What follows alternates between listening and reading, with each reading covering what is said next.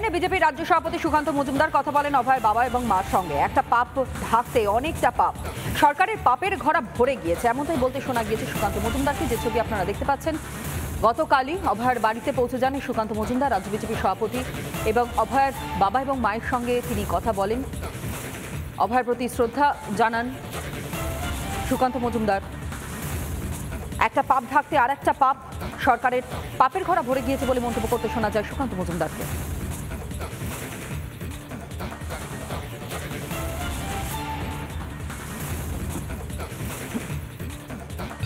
পরিবার অত্যন্ত মর্মাহত।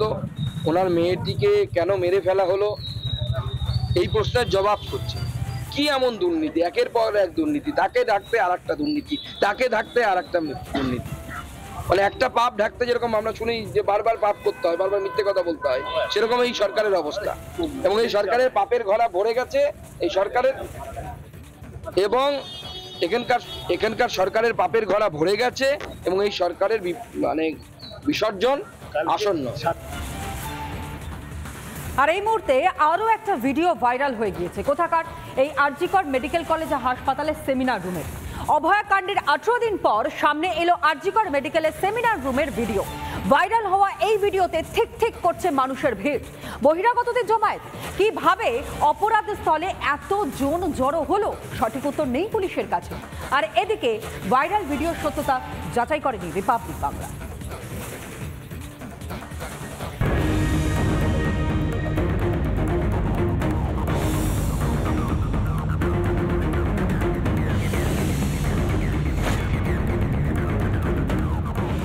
আরজিকর মেডিকেলে তরুণী চিকিৎসকের ধর্ষণ খুনের 18 দিন পর ভাইরাল এই ভিডিও ঘিরে তোলপাড় শুরু হয়েছে রাজ্যে। ভাইরাল ভিডিওতে দেখা যাচ্ছে ভিড়ে ঠাসা সেমিনার রুম, কেউ রয়েছেন দাঁড়িয়ে, কেউ হাঁটাচলা করছেন। দাবি করা হচ্ছে ভিড়ের মধ্যে রয়েছেন ন্যাশনাল মেডিকেলের ডেটা এন্ট্রি অপারেটর সন্দীপ ঘোষের ছায়া সঙ্গী প্রসূন চ্যাটার্জি, সন্দীপের আইনজীবী শান্তনু দে, হাসপাতালের ফরেন্সিক মেডিসিনের শিক্ষক দেবাশিস সোম, আরজিকর মেডিকেলের আউটপোস্টের ওসি সঞ্জীব মুখার্জিকেও দেখা যাচ্ছে ভিডিওতে। এতেই প্রশ্ন উঠেছে, পুলিশের সামনে কিভাবে অপরাধস্থলে ভিড় করল বহিরাগতরা? কেন অভয়া ধর্ষণ খুনের পরপরই জমায়েত হলো সেমিনার রুমে? পুলিশ অফিসার বেস অফ অকারেন্সে পুলিশ যেখানে দাঁড়িয়ে আছে, তাদের সবাইকে তো সিবিআইয়ের উচিত তাকে গ্রেপ্তার করা, যে তারা কোন উৎকোচের বিনিময়ে এদের সবাইকে ঢুকতে দিয়েছে। গত 20 অগস্ট অভয়াকাণ্ডের তথ্য প্রমাণ লোপাট নিয়ে আশঙ্কা প্রকাশ করা হয়েছিল সুপ্রিম কোর্টের শুনানিতেও। সেদিনই সিবিআইয়ের আইনজীবী দাবি করেছিলেন ছবি অনেক বদলে গিয়েছে ঘটনাস্থলের, পায়ের ছাপও মিলেছে বেশ কয়েকজনের। এরপরেই ভাইরাল ভিডিও সামনে আসতেই তুঙ্গে উঠেছে বিতর্ক।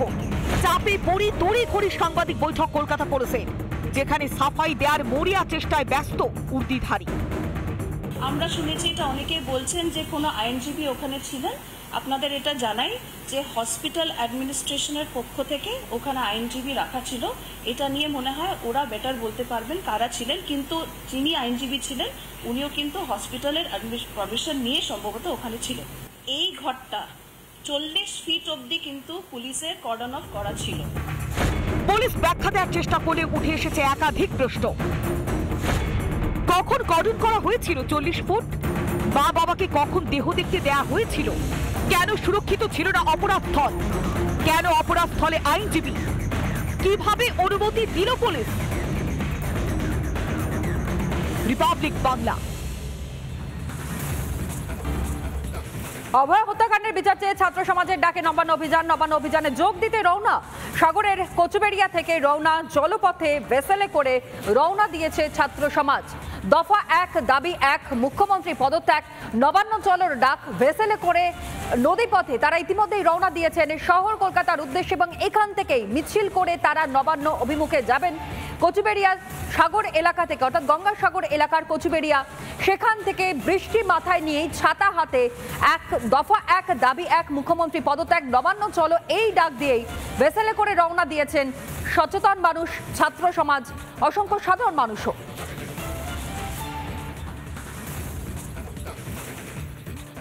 স্বাস্থ্যমন্ত্রী ওনার ব্যর্থতার জন্য আমরা ওনার পদত্যাগটাই চাইছি। আজকে ছাত্র সমাজ ডাক দিয়েছে, ছাত্র সমাজ শুধু একাই নয়, একজন ডাক দিয়েছে, কিন্তু আমরা অভিভাবক বৃন্দ, আমরা সমস্ত বাংলাভাষী আমরা চাইছি মুখ্যমন্ত্রীর পদত্যাগ। উনি অবিলম্বে পদত্যাগ করুন।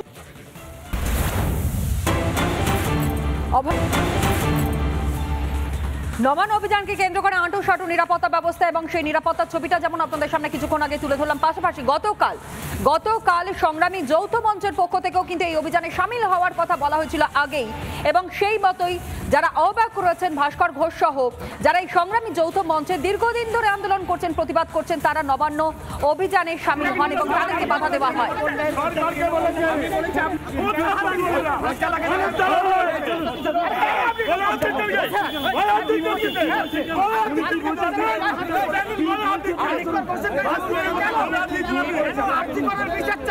হ্যাঁ, কালকে আসবেন, শিডিউল কালকে আছে। আপনি গলে হাত দিয়েছেন কেন? বলো বলো,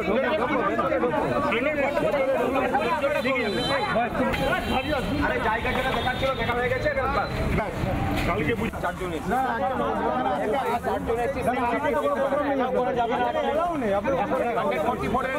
এখন সেন্সিটিভ সিচুয়েশনে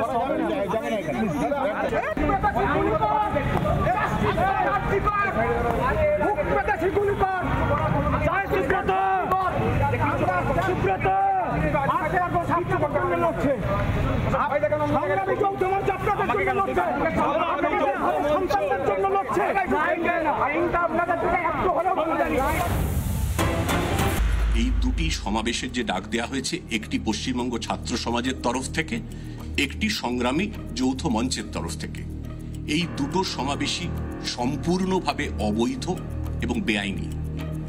কেন বলছি বেআইনি একটু ব্যাখ্যা করে দিই। যে কোনো মিটিং মিছিল যখন সংগঠিত হয় তখন মহামান্য কলকাতা হাইকোর্টের অতীতে একাধিক ক্ষেত্রে একাধিক নির্দেশিকা দেয়া আছে যে মিটিং মিছিল সংগঠিত করতে গেলে যারা সংগঠন করছেন, যারা সংগঠক, তাদের কি কি দায়িত্ব পালন করার আছে, সেই দায়িত্ব তারা একটিও পালন করেননি।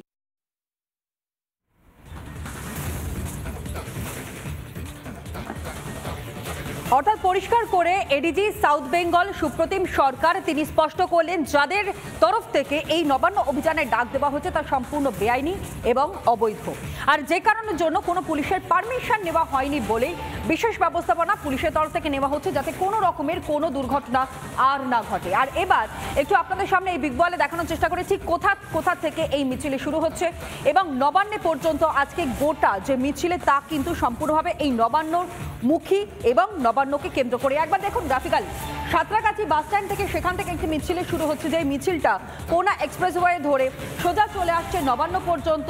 এটা সাঁতরাগাছি এলাকা থেকে আসছে, অর্থাৎ হাওড়া থেকে যে মিছিলটা এদিকে আসছে সেই ছবি আপনাদের সামনে তুলে ধরলাম। ঠিক তার পাশাপাশি দেখুন এখানে কলেজ স্কোয়ার থেকে যে মিছিলটা শুরু হচ্ছে, অর্থাৎ যে মিছিলে জমায়েত হচ্ছে সেই কলেজ স্কোয়ার থেকে মিছিল, এবং সেটা কোথায় আসছে, ইডেন গার্ডেন্স পর্যন্ত আসছে, তারপরে হেস্টিংসে আসছে এবং সেখান থেকেই নবান্ন। অর্থাৎ সব পথ আজকে গিয়ে মিশেছে এই নবান্নে, যেই নবান্ন অভিযানের ডাক দেওয়া হচ্ছে, এবং ইতিমধ্যেই নবান্ন অভিযানকে কেন্দ্র করে পুলিশ প্রচুর সংখ্যক এই মুহূর্তে মোতায়েন করা হয়েছে। পশ্চিমবঙ্গ ছাত্র সমাজের পক্ষ থেকে কি বলা হয়েছে, অর্থাৎ শায়ন লাহিড়ী তিনি কি বলছেন এই অভিযানকে কেন্দ্র করে যারা ডাক দিয়েছিলেন, একবার আপনাদের সামনে রাখি, শুনুন। শিখতে পরীক্ষা হবে তাদেরকে আমরা আগ্রহ প্রকাশ করেছিলাম যে এই আন্দোলনটাকে তারাও যেন নৈতিকভাবে সমর্থন করেন এবং তারা যেন পরীক্ষা কেন্দ্রে ফার্স্ট শিফটেই চলে যায়, যারা সেকেন্ড শিফটে পরীক্ষাটা দেবে। আর কালকে আমাদের তো কোনো ভাষার পরীক্ষা নেই, বাংলা ভাষার, ঠিক আছে। আর দ্বিতীয় কথা যে পরশুদিনও তৃণমূল ছাত্র পরিষদের প্রতিষ্ঠা দিবস, তো সেখানেও তো নেট পরীক্ষা আছে।